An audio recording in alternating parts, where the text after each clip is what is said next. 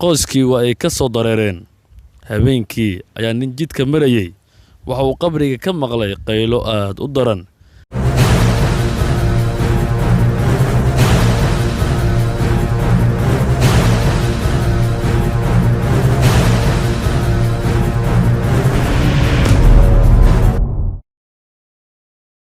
بسم الله الرحمن الرحيم. السلام عليكم ورحمة الله تعالى وبركاته.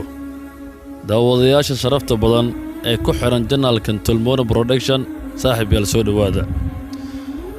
Waxaan idin haynaa karaamo iyo sharaf aad u qiimo badan sida wanaagsan badan aad noogu xirantihiin isla markaana aad ugu soo falcelisaan barnaamijyada aad idin soo gudbino sida qisooyinka, dhacdooyinka, fasalka riyooyinka, jawaabahooda iyo arrimo badan oo kala duwan. waa ku maasantiin sida noogu xirantihiin intiina cusub ee hadda muuqaalkan uu soo gaaray ama aan horay u saareen subscribe-ta si degan oo walaaltinimo leh waxaan kaga codsanaynaa in aad nagu soo biirto oo aad ka mid noqoto bahda Tulmoone Production. mahadsanidin.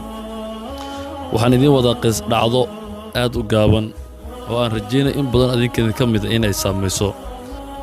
dhacdo qof kasta oo dhageysta uu ka naxayo. sanadkii 1973 ayaa gabar jirtay 23 sano ku xanuunsatay magaalada Roma ee dalka Talyaaniga. waa ay geeriyootay waana la aasay.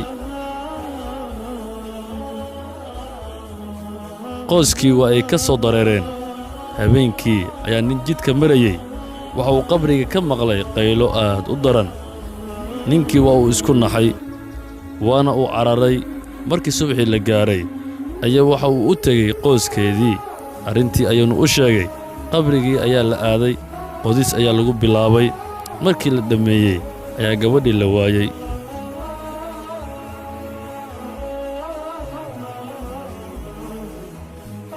dadkii waa ay la yaabeen arrinta iyo siday wax u jiraan. meesha dhan waa wada dhiig iyo maryo go'an, wax lafo ahna ma yaalaan. sawirkeedii ayaa ay baahiyeen si loo helo. waxba ma aanay helin. 10 maalmood kadib oo ay qoyskeedii quusteen ayaa maalin maalmaha ka mid ah ayaa xubnaha qoyska kuwa ka mid ah waxa ay arkeen wax ay la yaabeen oo ay la suuxeen. waxay arkeen geed dheer. geedka waxa korkiisa ahaa. waa ku maasantay dhegeysiga dhacdadan. waxaan jeclaysanay inaan qayb kale ka dhigno qaybta dhiman oo aan u soo dejinno si yaroo qurux badan oo dhammaystiran hadduu ilaa yidhaahdo. fadlan day ku soo gaarto dhacdadan saaxiibbadaada si ay u dhaafin qaybta soo socota.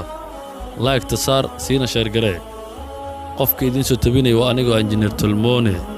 waxaan rajaynayaa inaad la socon doontaan qaybta xigta oo aan si degdega u soo gelin doono insha Allah. dhacdadan qisadan waa dhacdo ka dhacday dalka Talyaaniga ee Roma. in badan adinkeeda ka mid ahna waa dhacdo u noqon doonta cibro qaadasho, la yaab, argagax iyo fajac.